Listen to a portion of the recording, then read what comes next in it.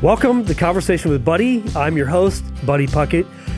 Well, this is a Friday morning thing that I do. I've been doing for the last couple of years, and I really get a lot of joy out of having guests on here because I love people and I love to get to know their story. And if you're like me, you probably know a lot of people, but you may not know a lot about them. This guy I've known for probably 30 years, and I would say we're acquaintances, and I really like this guy a lot. But I'm going to get to know him even better today, and I hope you do as well. Let me introduce him first, tell you all about him, and then I'll tell you who it is, because it could be pretty cool.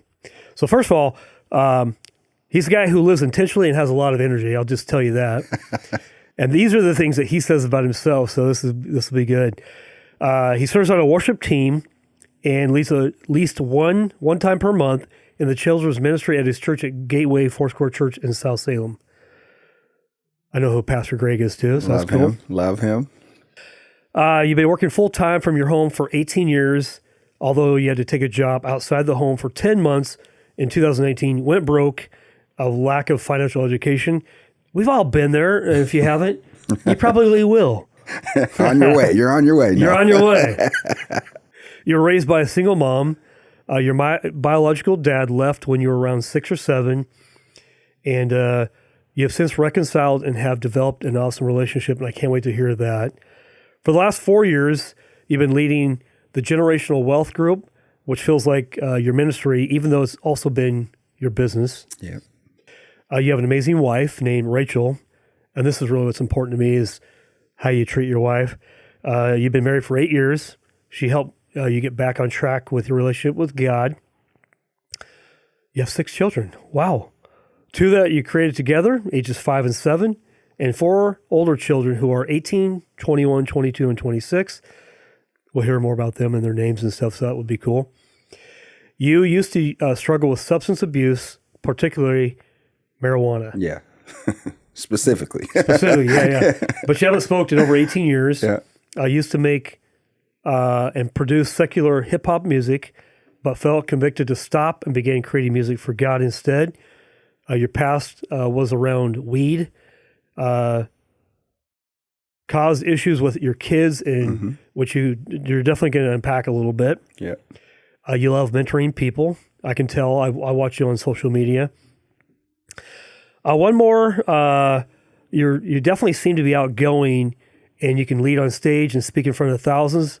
But you're very into yourself as far as being, I would say I'd call that introverted, but we're going to hear about that. It is, yeah. And then lastly, you still play some basketball. You love playing golf, and I think you do that weekly with a group of guys. Yep.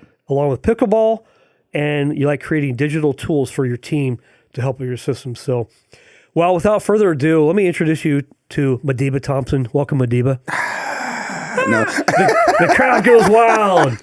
Dude, I love it, man. No, you're awesome, man. I appreciate being here, man. Yeah. It's funny how we go back, man. Way back. That's a trip. So I knew you probably 28, 30 years ago, Yeah, something like that. it's over 30, yeah. We were doing business together a little bit. Yeah. And I knew you as one of the first guys who made money in network marketing. That's what I knew about you. Yeah. And so I'm a Les Schwab guy changing tires, trying to figure out how to make money.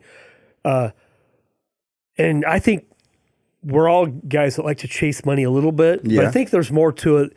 Chasing money doesn't get you wealthy. No. Serving people, serving God, and filling a void of what people need is where we make money. Yep. Would you agree on that? 100%, man. Yeah, definitely. Don't chase money. Don't chase It'll money. run from you. But I've always learned to become a value in the marketplace. You become a value in the marketplace, and definitely money starts chasing you. Yeah, for sure. Yep. Well, let's unpack life a little bit. I want to know, where'd you grow up? I want to know what life was like with a single mom. I also want to know about the reconciliation with you and your dad, marriage, business, ministry. Dude, we got a lot to unpack. It's going to be good, man. It'll be okay, good. So start from the very beginning, man. Where'd you grow up? So I was a Kaiser kid. Kaiser. I'm a Celtic. Yeah, I was. Matter of fact, I remember this building very fondly because my mom used to always bowl out here. She was in a league, so I'd be out here weekly. I didn't bowl at all, but I was out here watching. But no, raised out here, man. Graduated from McNary back in '93, and just a Kaiser kid, man. I mean, really, that's all it boils down to, you know. Interesting because, you know, I was in Kaiser. I mean, I've been around Salem, Kaiser area forever. And so it was back when there was not a lot of my people around. So I think there was like 4 of us in my school back in the day. And then it started to get a little bit more as high school and stuff. But man, I love people, man. So it's, I just love people, man. Love being around people. Dude, it's obvious too. I mean, you're a pretty infectious guy. You have a lot of charisma, and you say you're introverted, but I don't know. I debate that a little bit, but I want to hear more about that. But okay, so growing up, when did your mom and dad maybe split up, or when did your dad decide to go a different way, and what'd that look like? So we were in Salem at that time, actually, and I was probably 6, 7, somewhere around then. And I don't know. I don't know how the fallout happened. There was never any kind of crazy stuff going on in my household or anything, so it wasn't anything like that. No abusive craziness. Yeah. But then all of a sudden, actually, I remember one day I was sitting on the top of the stairs. They were arguing, which wasn't often. And then I remember he was holding her down. You know what I'm saying? Restraining her, nothing crazy, right? And then I compartmentalize things. So like my memory's kind of like if anything's crazy, somehow I block it out. It's weird. But all of a sudden I just know he was gone, you know what I'm saying? And then what would happen is that he would come back every now and then, you know, for a couple days or something. You know, not to our house, but just, you know, I would see him at my school maybe. And then, you know, he'd say, hey, we were going to get more time together. And then all of a sudden he was gone for years again, and then gone for years. And so it was really weird, man. And the thing about me is I could have been like, had that as like, you know, my dad wasn't around, right? But it just strengthened me, man. It strengthened me. I didn't ever. I'm one of those guys that I'm very forgiving. I don't hold fault to people, and you know, you just don't know what's going on. You don't know why certain situations take place, right? So, but you know, all in all, man, we've. It's just interesting how we've, me and him have bonded big time, man. Yeah. So he's in Paris. He lives in France, actually. No I was kidding. Born in Dijon.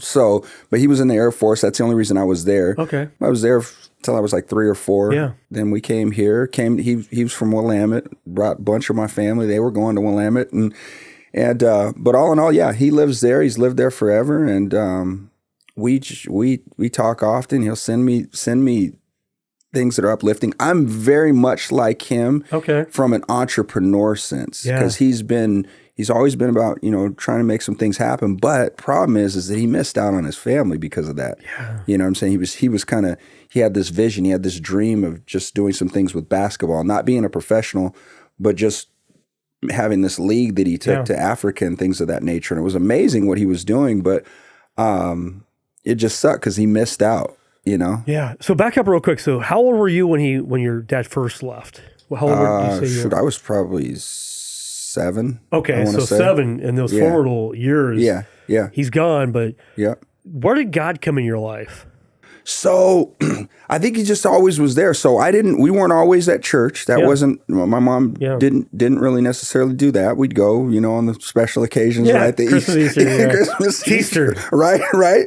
But what I do remember is when I would go into her room, if I'd ever go into her room at night, like to open the door, she would be kneeling at her bedside praying, literally kneeling. That's burned in your brain. Bro.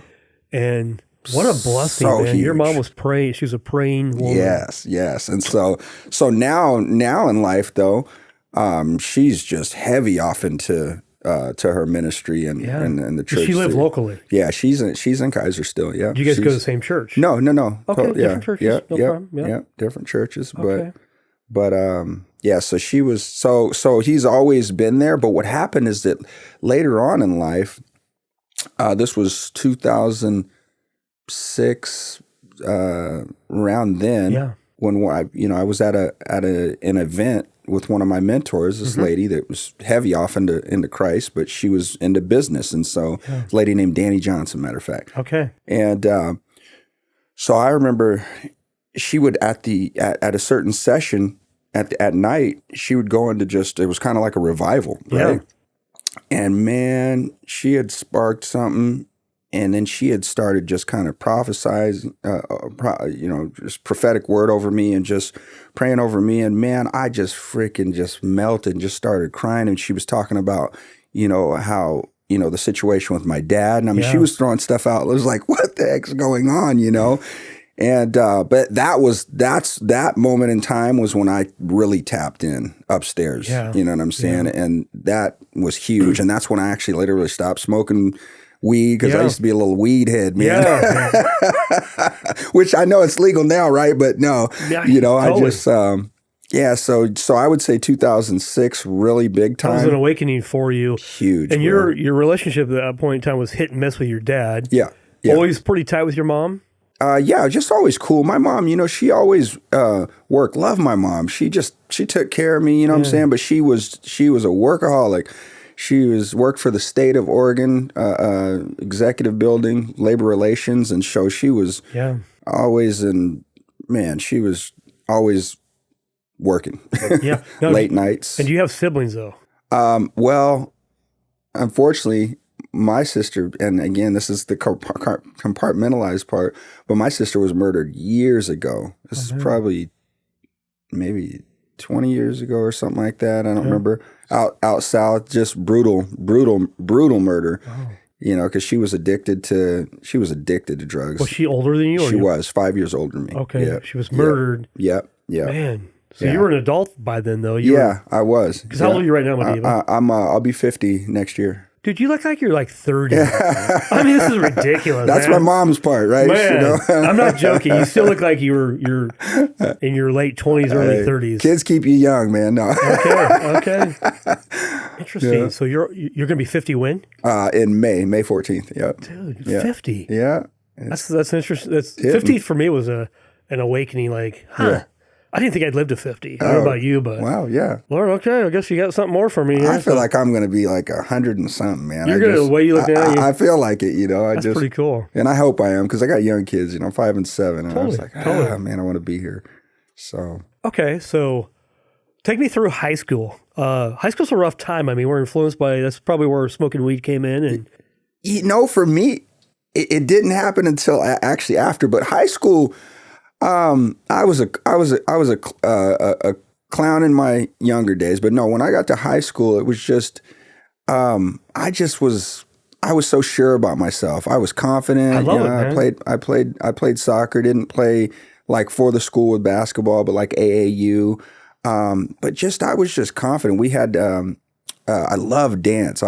Dance was my big thing. Yeah. You know what I'm saying? I got really well known for that.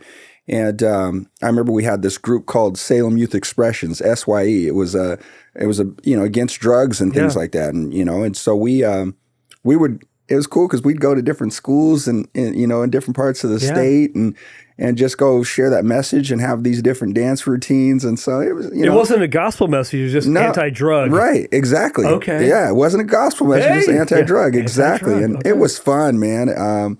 So that that's really my big memories. I wasn't like scholastically, I wasn't top of the food chain there. My mom, I barely graduated. My mom stayed on me. Thank you, Mom, because I think it's important to accomplish that because again, it's your first kind of big accomplishment, I guess, when you graduate. And if you don't, no big deal.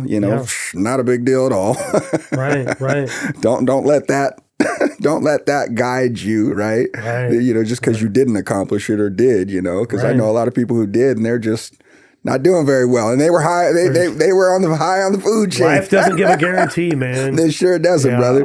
It sure doesn't. I must have lived by the motto of Caesar degrees because that's probably what I got. I barely got through, but I think because school came hard for me. I don't know about you. Yeah, it forced me to work harder. Like, okay, I had to work for everything.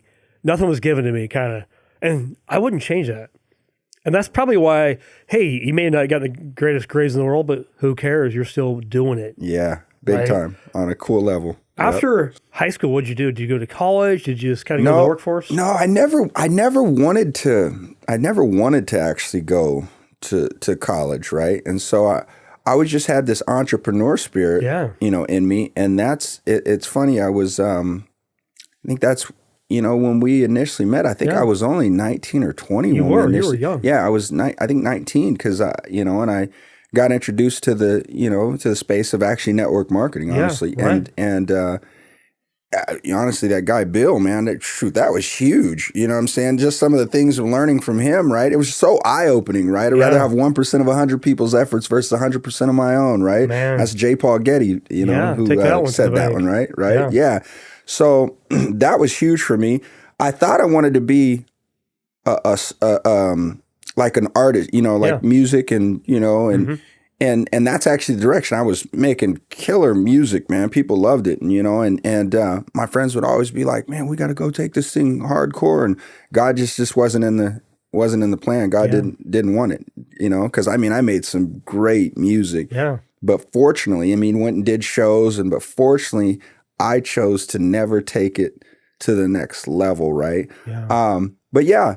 Ended up getting off into, after having some success in business. Yeah. I actually ended up quitting. Yeah. Right. I quit because that was back when we would front load people, $10,000, $15,000, $20,000 worth of products, water filters, and so, but I felt because I did the work, right? I would go get personal growth and grow and get better. Yeah. And, a lot of people thought that, you just get it and then it just happens, right? But that's not how it works, right? And so I had a lot of people with so much products. It's where you hear these stories of garage filled with products, right? Yeah. And so to me, it hurt because I felt I ruined some relationships, even though it wasn't my fault, right? Yeah.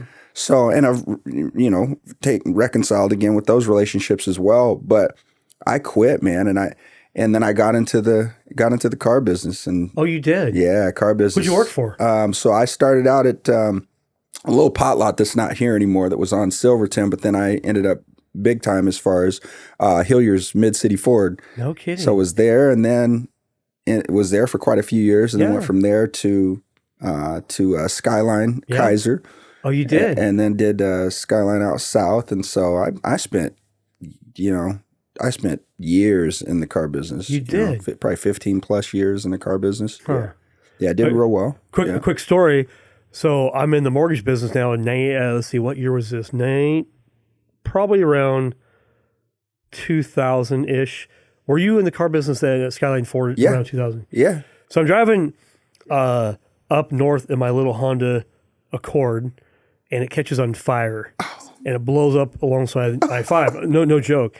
And so, long story short, I go to Skyline Ford, and I buy a new Ford truck. It's interesting. I wish I would have known you were there at that time. But anyway, I got a new Ford truck. That's my story with Skyline Ford. Kaiser. Okay. Yep. So I was there, my friend. But so that's pretty much, I just... the car business, man, that'll take over your life, man. Well, you're working evenings and weekends probably. Oh, yeah, bro. You're making good money. No time for family, just always working. Yeah. We used to call it working ding to dong is what we called it. Working ding to dong. And it's interesting in that line of business, you got these managers, and not necessarily all of them. So if you're not like this, then it's all good. But a lot of them have this, what have you done for me lately attitude. Like you could go have a killer month, right? And then you got to start all over and they say, what have you done for me lately? So I'm grateful, man, that it was 2006 when I got reintroduced to to the industry of working from home. And I'm, Yeah. I think it's, you hear that saying, when the student is ready, the teacher will appears. appear, Right. yeah. Exactly. And so Love that one. I didn't understand it back then, but, learned some great things. But then when 2006 hit, something came my way, a business came my way, and I was so ecstatic about it. Yeah. And I couldn't focus at work. And I remember Leon out south, he said, he came into the office and he said, hey, either you're going to have to get focused on the job, or you're going to need to go, man. That day, I literally packed up my stuff and I left, bro. Dumbest, best decision ever, because I wasn't making squat. Yeah, right. I wasn't making squat, but I had aspirations of doing some great things, right? Right. And, fortunately, it worked out, but boy, it was a struggle in the beginning. Yeah. Well, there's got to be a risk. I mean, entrepreneurs love risk. Yeah. I'm an entrepreneur at heart. I remember working at Les Schwab as a tire guy doing network marketing with you and trying to make it. And what bothered me most is that no matter how hard I worked, I was capped at $12 an hour. Oh. After a while, I was like, you know what? I think I'm worth more. Whether I am or not, I'm going to bet my life on it. And I actually quit Les Schwab, went in the mortgage industry. And but I think entrepreneurs, I think we love pain. We do? We do. We're like, yeah, bring it. Like, hey. Yeah. It's crazy. Well, we love we know life is a risk, right? Life is a risk. And I think all of us have this fight or flight, mindset, which it's great to get out of that, but I don't want to survive. I want to thrive, I think when you did talk about God, he said he came so you can have life and have it more abundantly. He didn't say so you can have life and go live in poverty. And I'm not saying that, well, yeah, I am saying that, man, go out and get your life, right? Yeah. You can't depend on other people to give you, what you want. And if you're struggling and things like that, I was like, man, I just didn't want that life, buddy. Yeah. Not at all. The Bible verse, I love that, John 10:10. That's a good one. But in Proverbs, it says, in all labor, there is profit. God's called us to work. If God works 6 days, rest on the seventh. Right. And by the way, I think sometimes we don't honor that where we actually rest on the seventh. I know. I think that there's still, we don't live in the Old Testament, but I know. We should probably Sabbath a little bit more. But in all labor, there is a profit. And I'm not the smartest guy in the room. I'm not the sharpest tool in the shed. Yeah, me neither. But I think there's a principle is that in labor, there is profit. And we're called to provide for as men. Yeah. I feel we're called to lead our families and provide for them. And so I get to show up every day and go to work. Yeah. Right? Yeah. But I get to. I don't have to. You get to. That's the best thing ever. I don't have to do this. I get to do this. I want to. Love that. And I want to. I can't get up early enough, man. Yeah, right. And crazy? It feels good. And we're wired. We're wired to win and to help our families. And you said something the other day when I was listening to you, and it was talking about how it's interesting how what we do is kind of like our identity, and so I think, I think we have to be careful with that and just and have it to where it's just one of the things that I do, right? Like mortgage is just, it's one of the things that you do, right? It doesn't define me, right? Even though I think it probably did for a very long time, right? Unbeknownst to me, I would say I'm a Jesus follower, but really my actions were, I might be chasing money, if I'm being honest, right? But it's not my identity. It's not who I am. It's what I do. Exactly. Yeah. Who I am is child of God. Yes, I'm married to my wife. Yes, sir. I'm a dad to a couple girls. Beautiful. I'm a brother to you. Yep. And thankful. And so when you finally rid yourself of this identity, if it's not grounded in Christ, it's lost. It is, brother. It is. This is good. Well, man, we got so much to unpack because you're a musician at heart as well. Yep. God has given you a gift of music. Yep. Where did that begin? Did you sing? Did you play? That's so funny. That was when I just had a good ear for music. So I remember being a kid and even just doing little dance routines. And then I remember having this little keyboard, and I just started making sounds, and I just started making music, and then I would come up with lyrics, and literally it's always been something that's been in me. And I don't know, it's it's a gift. It's a gift, right? It's a gift that I have, and I don't use it like I used to. Matter of fact, I even put away. I have beautiful equipment, but I even put some of my equipment. It's not even in my office anymore because it seemed kind of cluttered, and I'd been focused on just honestly building wealth for my family, and so I've haven't been doing anything, but other than I can't say anything because I serve on the ministry at church, so I still get to, right. Just don't record and things of that nature anymore. But God's using your talent. Yeah. I mean, He's gifted you. Yeah. It may not be on stage and make millions of dollars, but Right. it might be at your local church. It is. And how long have you been at Gateway? I want to say it's about 10 years now. I want to say 10 years. So are you singing? What instrument? Both. So I do. So I sing, and then I play this instrument called the cajon, which is a drum that you sit on. Oh yeah. Yeah. So no, my wife, she can play the piano. I've always wanted to, and I think I will. And it's one of those things I think I'll get into. Yeah. But no, I just praise through that way. It's so funny. A gentleman last week, older gentleman, because I haven't been on for about we took November off or October, so I hadn't been off for quite a while. Yeah. And older gentleman said, "Hey, when are you going to get on Come there? on, man. I want to see you smiling, you eating that thing. When are you getting ourselves? Man, I'll be on the 25th." So People like that, man. Next you bring Sunday, joy, not this Sunday. man. When you're doing what God's called you to do, Exactly. you exude joy. And people go, you know what, Madiba? Yep. I need that. Yep. I need that. Yes, it's so good. Man. So good. And when we don't operate in our gifting, Yep. I don't know that I want to call that sin, but are we actually obeying what God's gifted us with? I mean, It's a good point. I don't know. It's just a question. It's a good point. Yeah. Hey, question here too. But I just use your talents, right? Don't bury what? Don't bury your talents, right? And doesn't have to do with just money, right? Yeah. That's a heavy one right there, man. I love that one. Did we go out and invest our talent, money, or talent, or did we just go bury it and preserve it? Yeah. I God, love that. That doesn't honor God. No, I love He's that. gifted you in a way that He's gifted nobody else. Yep. And only you Yeah. get to be you. Don't be a wicked servant. Don't be a wicked servant. Right. Preach that one, man. Dude, are you like part preacher too, man? Yeah, man, it's in me, brother. It's totally in you. just in me, man. I love it. I'm grateful. Yeah. I'm humbled and grateful. Yeah. Huh. Yep. That's good to see. Well, take us through the journey of when did you meet Rachel? How did you guys get married? What's life look like, today if you fast forward, but how did it all start? That's funny. That's a funny story. I initially saw her. She was out with her sister-in-law, and her sister-in-law was kind of sloppy that day, as far as, little liquid courage. And so I was like, no.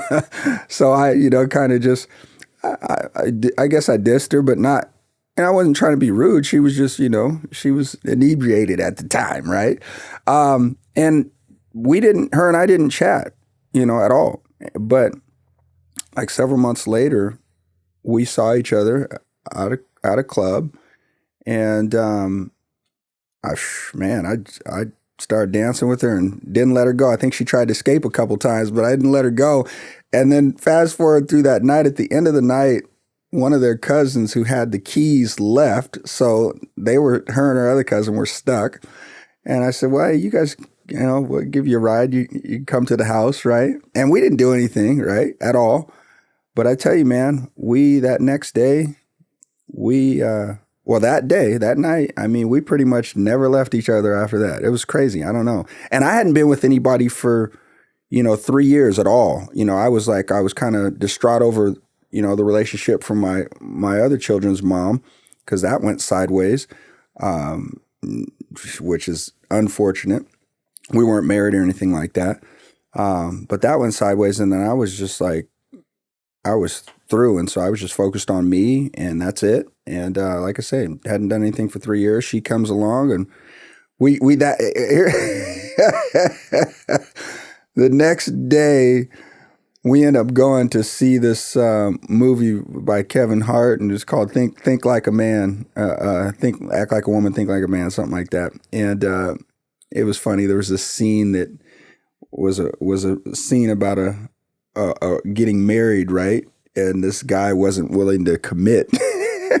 And she kind of called him out. But anyways, I didn't mean to take her to him. I thought it was just going to be a funny movie. I didn't mean to take her a movie about commitment and things like that. But it's been such an awesome journey with her, man. And like I say, I wasn't really tapped into God. Like, still, he's still there. It's a relationship, right? But she just kind of brought me back to church and we just, like I say, we never left each other's side. And she had her own place, but she pretty much moved in with me, which is not good, right? We weren't living in, like we were supposed to. I get it. But we didn't get married for 5 years. Again, she called me out on that. She called me out like the movie, right? Come on, man. Well, guys, if we're being honest, guys don't like to commit. I know, that's a sign of weakness, giving up our identity. Maybe that's partly is. Maybe it's our identity. I'm this single guy. Right. I why buy the cow if the milk's free kind of mentality. Yeah. And but man, commitment, there's so much more joy in the commitment when you finally do commit. Yeah. And I was having major success, bro. So I was doing extremely well. And my friends would always try to set me up with ladies and I'm good, man. Why? What you do? Him, right? He's like, no, bro. He was working on you. Yeah, exactly. Exactly. So it's been joy. What's the lesson marriage has taught you most about yourself? Oh my gosh. That I need to work on me still. Yes, it's not about her per se. It's about I gotta work on me still. She's so patient. I'm fortunate I have her because I'm like, bro. I'm so into my business and I don't know, bro. I think what it's taught me is I just got to continue to work on myself. And so we're actually going to end up going to, because you have to invest in your relationship, right? 100%. We invest in personal growth and doing things that help our business. But what are we doing to invest in our actual relationship itself? And so it's so hot because we were going to go to this family retreat for her and I up in Washington. And my procrastinating, I'm like, we have time, and then I go to book the ticket, and it's sold out. And so we're excited to go to do that, right? To invest in our relationship. We both have, God, thank God, and we're both on that we ain't going nowhere type of situation. Yeah. But definitely you got to invest in your relationship, and so I wholeheartily believe it. I was thinking about the word investment. Like, if I'm going to invest my dollar into something, I don't care if it's cryptocurrency or whatever it is. Return. I'm looking for a return. But if I don't invest that dollar, can I ever get a return? Well, I think the same thing goes with marriage too, because guilty. Like, I want something out of it, but I'm not willing to give it anything. Yeah. And how well is that going to work for me? It's not. And I think, I've been married for a fairly long time, but I look at my marriage and I think I've walked around for most of the marriage wanting more than I'm actually giving. Right. So I'm like, wait, God's like, no, buddy. You gotta give. This is not you getting. This is you giving. Yeah. And in that, there is a return. It's like the talent. If I go bury my treasure and I don't put that talent to work, it's never gonna produce a result or a return. It seems very obvious, but how many guys like you and I want something from our spouses, but we're not willing to give anything? Yeah, buddy. I agree. Is that just me? No, man. You're right, spot on, It's interesting how much personal growth she was, audios and stuff that she would, I'm so, brother, I'm so blessed. And so just excited to, you know what I'm saying? Just strengthen our relationship, man. And it's so important. I didn't have a guide, right? My mom got married later on in life, but I was already older, right? I was already set in my ways, right? So he came in and he wasn't like you need to do this, you need to do that. He didn't come in that position, right? He was, I love my stepdad. He's awesome. Yeah. He's so patient because my mom's like so bold and so like straight up and she's super red, right? If you understand like personalities, right? But I didn't have a playbook on being a dad, on being a husband. I had no playbook on it. so, it's, I'm excited for our future. Yeah. You know what I'm saying? So when you had your first baby, Mm-hmm. now your baby's now what, 20? Yeah, 26. 26? Yeah. How'd you figure it out? How'd you figure out being a dad? What'd that mean to you? That was, man, that was just interesting. It was, it was out of wedlock. So I have 3 baby moms. If you want to say, no, I actually have 2 baby moms and I have a wife, right? Yeah. So let me get it straight. Right. Right. But I don't think you just, it's where I'm weak. And I the best thing I've ever done for my kids is show them that he loves you more than any of us. That's the best thing I've ever done for my kids is show them, you know what I'm saying, that part. And I don't think you ever figured out. You just keep on marching, man. And marriage I think was the best thing that could ever happen to me because I got like a second. I honestly was like I got a second chance with having my kids that are 5 and 7. Love my older children, but like it was my 3 children after my son, who's 26-year-old, they were pretty much isolated so much from me. I mean, I had to take their mom to court and just to even have visitate, you know what I'm saying, so she could, give me the kids, and they're crying. They want to be with me and stuff like that. It was just a mess, man. And so my kids those kids didn't really get to enjoy as much as they could have because I was doing so well too. They missed out. I missed out. And I thank God because, again, when I got married, to have that opportunity again to really have my children and be in the household with me and mold them and shape them, that's been powerful. And yeah, my kids have got some things from me, quite a bit, as far as traits and but they didn't get the full me. And I just want to say, I grew up in a family. My mom and dad, they were married until my mom passed away. And, nice. And so I look at my life and, I had a great upbringing. My dad didn't do drugs. My mom didn't, Neither did mine. Went to church. Thank God. Even though I wasn't saved till later on. But guess what? My mom and dad weren't perfect. Yeah. And in their imperfection, their love for me is over anything that they didn't do well. Does that make sense? Yeah. So really, to your point, your kids won't remember all the things you did wrong. Right. What they'll remember is how you left them. How do they feel that, does dad love me unconditionally? Yeah. And that's what they'll remember. Yep. Yeah. Just like you don't have any resentment toward your dad. Now, I think God was in that. Yeah. For sure. But you don't judge him accordingly. You know what? It is what it is. God's my father. I had a great mom. He provided, and it was all good. And I think for you, and I don't think that you do. I don't think, whatever happened. Yeah. And some people live in the past. They go, well, even my dad, if you're listening, I know you are, he feels bad maybe sometimes he wasn't a perfect dad. Well, guess what? Nobody's perfect. Nobody is. Except Jesus. Exactly. And so, as much as I love my daughters, I'm an imperfect dad. Me too, yeah. And they know that. Yeah. But you know what? I love them unconditionally. Exactly. Agape love is unconditional. There are no conditions. I don't care what you do. Yeah. I'll love you. What if I do this, Dad? Will you love me? Uh-huh. What if I do that? Uh-huh. Right? And so there's no conditions. I mean, now there's consequences, and I'll want to share with those consequences, but just love. Love conquers all sin. Covers all sin. Covers all. Multitudes, right? There you go. So good for you, bro. I mean, I love that. Hey, you have a past. I have a past. Yep. There's things in my past, like, guess what? Not super proud of that. Yep. But it doesn't define me. Yep.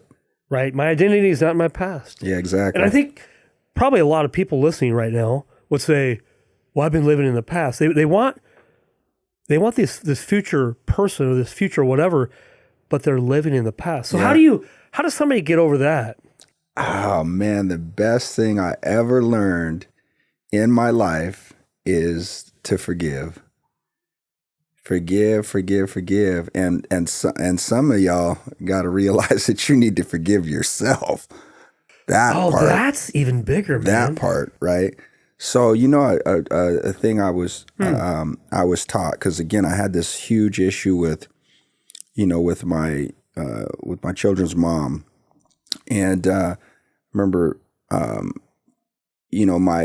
mentor, the lady I was talking about earlier, she was abused. I mean, like sexually molested. It just was a terrible situation. Family doing mom, dad, drug addicts, right?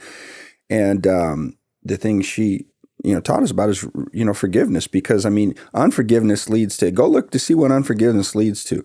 I mean, all sorts of stress, cancer. I mean, they say stress kills. Stress kills. Yeah, totally. You have unforgiveness, that's stress, and that is going to kill you. There's so many negative effects. You can look it up that when you don't forgive.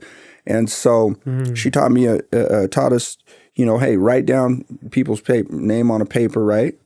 Write it down, and then, ball it up, throw it away, say, and even write on it, say, I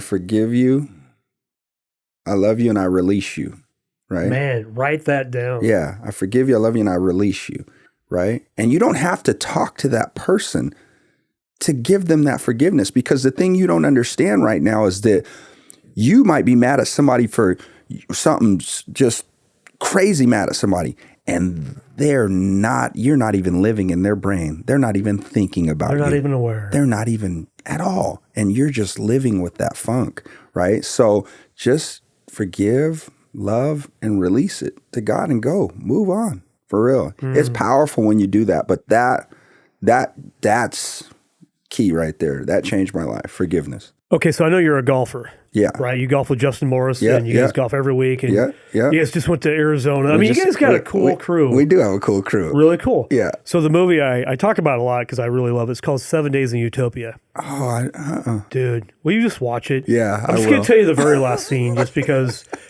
there's this young golfer. He's on the tour. It's not the PGA tour, but it's a semi-pro tour. Yeah. And so he's having a meltdown. He leaves the course. He's angry, and he finds himself in this place called Utopia. Sounds good. It's unbelievable. And he meets this guy, Johnny. Johnny is an old retired PGA player, right? Mm-hmm. The lessons he learns, his car breaks down. I'm not going to tell you the story. You're going to have to watch it. Yeah. But he's there for 7 days. Interesting. And the very last thing, every day, Johnny invited him to go, hey, if you'll stay here for 7 days, I'll get your game back, your golf game. Right? I'm like, oh. Dude, but the very last scene, the last day, the young man meets him down at the Utopia is a place of like 355 people. Like there's nobody there. Oh, wow. But there's a little graveyard, and it's next to the golf course that Johnny had made.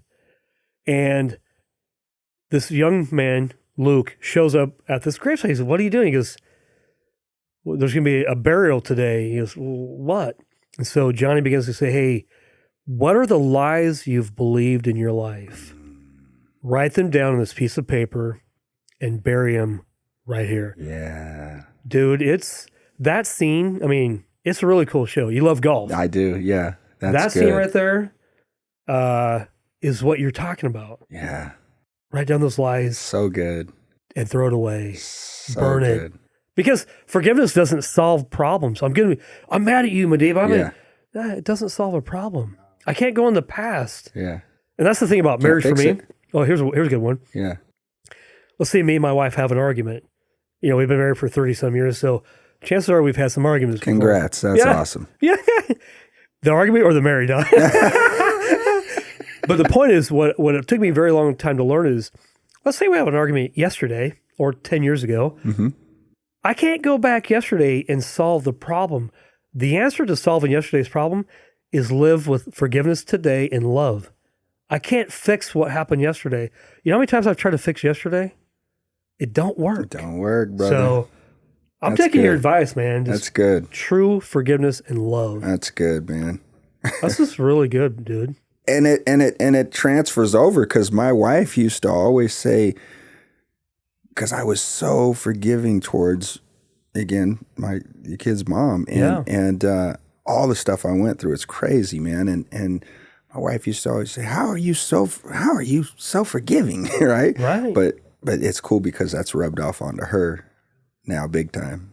Well, can we just say it's not you, it's God? It's not you, it's God. Because I know me. I know It's my not human nature. me, it's God. It's got to be the Lord. Exactly. The test is, will you trust in God anyway? Right. He loves us. He loves you listening does. right now. Man. Big time. Just go spend some time. Go hang out. Oh, man, the relationship is priceless. That's where all my power comes from.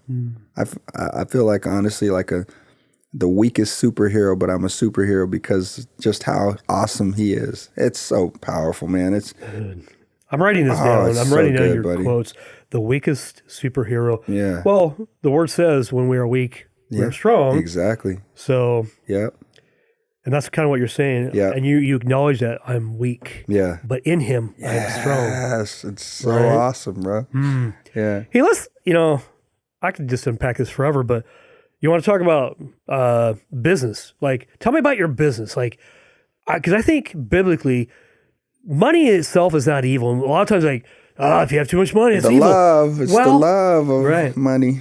It's the love of money. That's the No, we don't love money. We like what money does. It provides a home. Yeah. And how much money?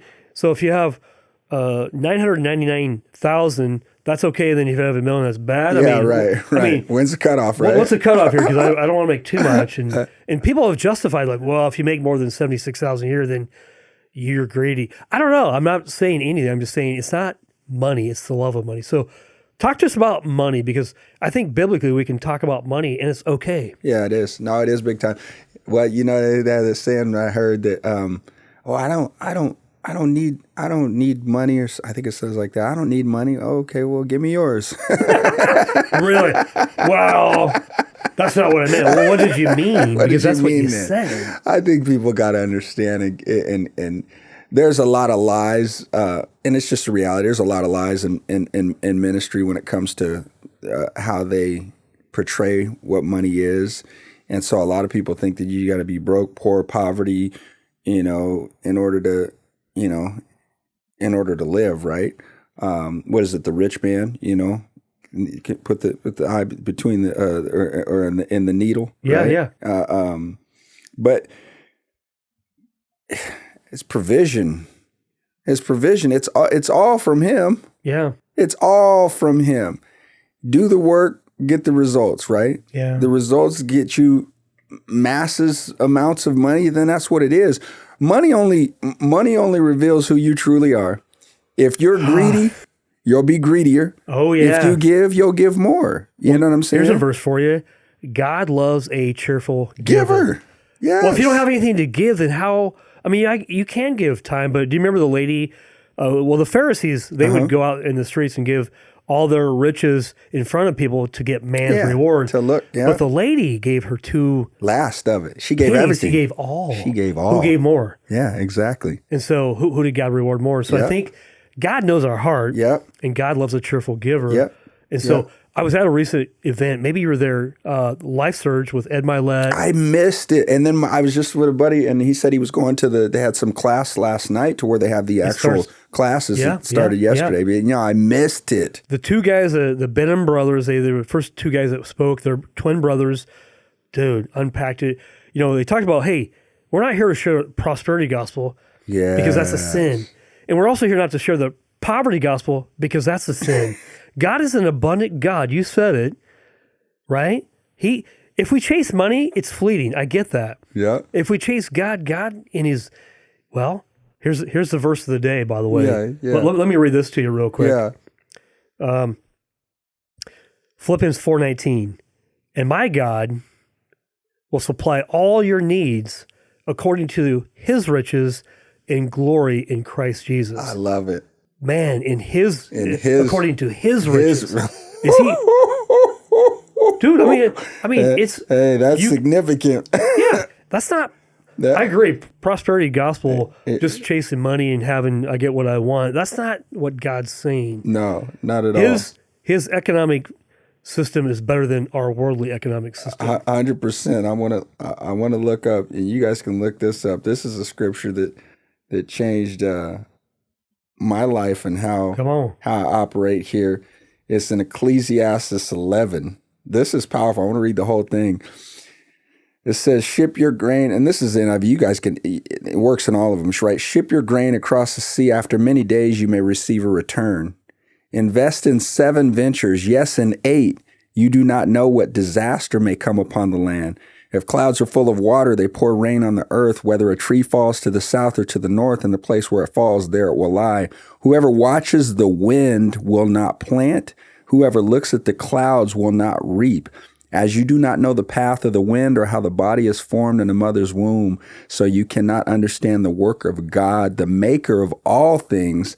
It says here, finally, sow your seed in the morning, at the evening let your hands not be idle, for you do not know which will succeed, whether this or that, or whether both will do equally well.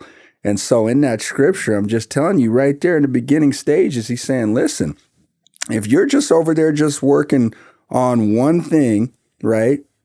Well, there's a reason you're not winning. I'm giving you the playbook. I didn't understand that. Well, let me say it again. Come on, Siri. Come Pay attention, Siri. Oh man, that's funny, bro. That was really funny. But That is. man, What a powerful beautiful though. Ecclesiastes what? Ecclesiastes 11. Dude, that is rich. Ooh, That is so rich, dude. so good, right? So good. So yeah, I just. Man, the playbook is right there, right? Yeah. Basic instructions before leaving Earth, isn't that what they say? Right. You know, And if we have this mindset, well, money doesn't grow on trees, and the root, and my mom would say, money's the root of all evil. Well, Mom, let's just go to the scriptures and actually read that. And not to pick on my mom because I love her, but we all do it where we've taken verses out of context, or we've heard something. And it's like, I've heard stuff that you like. Where did you get that? And so whenever somebody quotes what they think is a Bible verse, I'm like, take me to that real quick. blasphemy. Show me what that says. Well, I don't know. Somewhere, no. If it's truth, it's in Scripture. And so, but I've heard stuff that like, are you kidding me? Wow. But we got to read the Scriptures. Yeah. And God is an abundant God. And that's a great verse, man, a chapter. Monster verse right there. It's so monster because, man, just imagine that. Imagine if you have 7 or 8 things happening. I mean, shoot, this falls to the side. Well, But then I also think about like, the feast and famine, right? Yeah. Like, what are you doing in the abundant times? What are you doing? What's the storehouse look like for you, right? Ooh. Things go to the wayside, and then what? You know what I'm saying? And life does that too. And it absolutely I've been does down that road, and we all have. I mean, at some point in time, Feast you and either have famine. or you will. Yep. Even the best of them, Job. Yep. Job had to go down a road. Oh man, God had to teach him a lesson. Job, unbeknownst to him. What a stud! He's a stud. Yeah. He got mad though, but it all worked out, right? But yeah, man. So just I think, and go do something that just adds value to people. You know what I'm saying? Go figure out something that you enjoy doing, and man, like.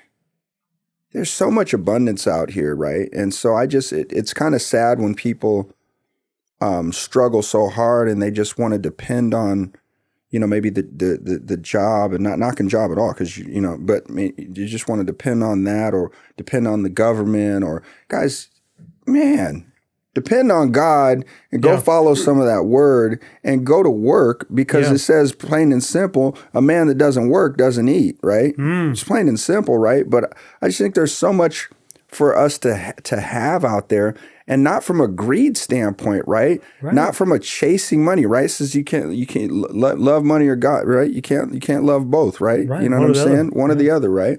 But for people to struggle, we have so much time in the day. So when people say, "Oh, I don't have the time," goodness gracious, turn off the TV for a little bit. Put your phone down. When I changed my life years ago, listen, and I loved music. There was 2 years where I couldn't tell you a hit song on the radio. I couldn't tell you anything about, because all I was doing was listening to personal growth. I was on Audible. I was reading books. I was growing. I was changing my mindset, right? We have so much garbage that we take in, so much of it. So that's turn off the TV, turn off your program that you're over there cheering for your favorite show that's not paying you a dime, that's not leading to a legacy, that's value, not creating man. generational wealth. It's no value, right? So, I mean, we were, something was on in the background the other day, and they just like dropped a total curse word on it. I remember back in the day, there wasn't no curse words on TV, right? Yeah, and so what are you doing? What are you giving to your kids? What are your kids seeing your actions, you know? And what are you, wow, man, it just drives me crazy. I love helping people, love seeing people win. Yeah. Love being able to change people's mindset, because that's what's screwing us up. Yeah. That's what's either screwing us up or it's on and popping, right? Yeah. It's the mindset. But, well, your kids are watching. They're not listening to what you're saying per se, but they are watching everything you do. Yep. They're actually going to model you, your action, not your words. So as a parent, I realized when my kids were misbehaving, I had to look in the mirror and realize that was me. I'm like, oh. I'm like, I want to be found reading my Bible in the morning. What's funny, whenever were traveling, or when I was, they've taken pictures of me reading my Bible, and then now my girls are 25 and 27. They actually do those things now. And so our kids model us. So if you don't like what your kids are doing, look in the mirror. Yeah. So it's good. Well, brother, we're going to wrap up this, and we could probably do this again because I think there's more to unpack, but we're at about an hour. Love it. How do people get a hold of you, Madiba, to connect with you? I think you have influence. I think you love Jesus. I think you love people. I think you care about people. Yeah, you want to make money, but that's not what this is about. Right. It's bigger than that. Right. So how do people get a hold of you and connect with you and go into business with you? Well, I mean, number one, my phone number, which is 971-388-1185. But I also have a site, and I think it's so important to learn this information, and it's called whysoundmoney.com, whysoundmoney.com. And it's just, kind of wakes up people to real money versus fake money. Come on, which is a big deal. Yeah. Well, I'll put that in the show notes, and but I do want to maybe do this maybe another 6 months or so, and unpack more and just keep growing the kingdom, helping people change their mindset. Right? Yeah. It's not that part. Poor me and poverty mindset, not prosperity, but really just truth. We want to love people, bring value to people, and honor people. So, well, I really appreciate you being here today. It's really been a privilege, and I'm glad we did it. I'm grateful. I'm glad we saw each other, a couple weeks ago and said, hey, let's do this. I'm grateful. Stay humble, right? Well, there you go. Stay humble. And thank you guys for listening each week. We appreciate you. And I hope you're getting great inspiration and encouragement from guys like Madiba, who, he's transparent. I mean, we all have stuff in our life that we're maybe not proud of, but that doesn't define us. I mean, we all have stuff. And the lesson I heard was forgive yourself, probably first, and then go forgive others, and then just go love on people and have that abundant life. Because I think the abundance is letting go of stuff and, not violating the principles of God. I've asked myself the question, where am I violating the principles of God?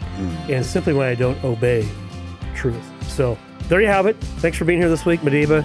Brother, thank you so much for being here. Appreciate you. Thanks, buddy. Appreciate you, Okay, bro. have a great week.